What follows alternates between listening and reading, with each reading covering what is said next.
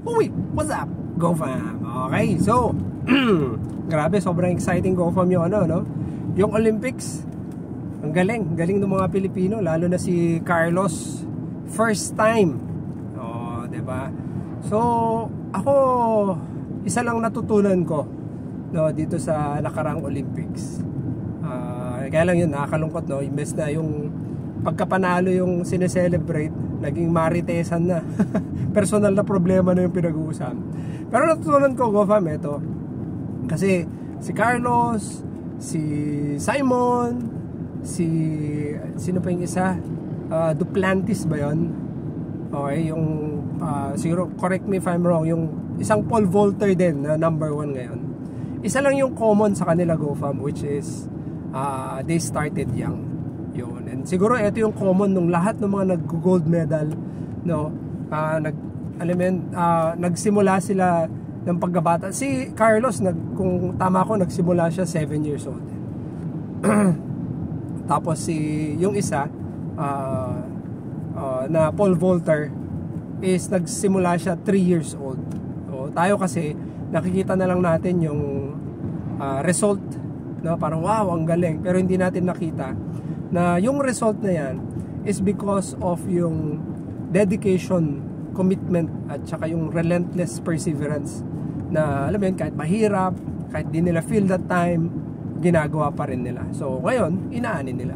So I think ganyan din sa buhay, Go fam, no? Hindi lang sa farming, pero sa buhay in general, na kung gusto natin maging magaling sa isang bagay, maging successful sa isang bagay, bata pa lang tayo, kailangan na natin gawin.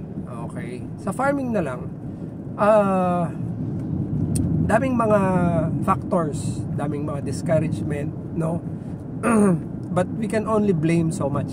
Hindi ko naman tinatanggal yung reality na, alam mo yun, kulang support ng government, alam mo yun, mababa yung presyo ng bilihin, ng mga produce natin, ganyan. Pero, alam mo yun, at the end of the day, yung sarili natin yung sisisihin natin, diba? Tatanungin mo kung ano ba yung kulang na ginagawa mo. Tatlo yung laging tinatanong dyan, Ano yung kailangan mo itigil, anong kailangan mo improve, at ano yung kailangan mong simulan.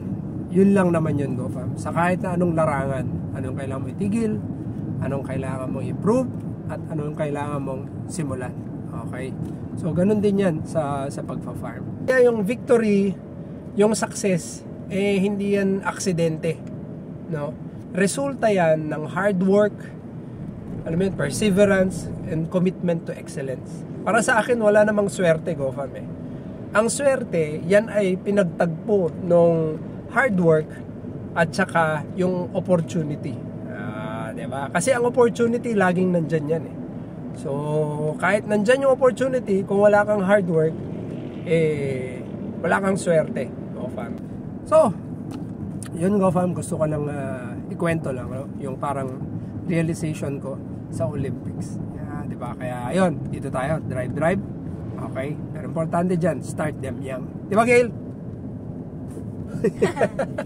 Seryoso?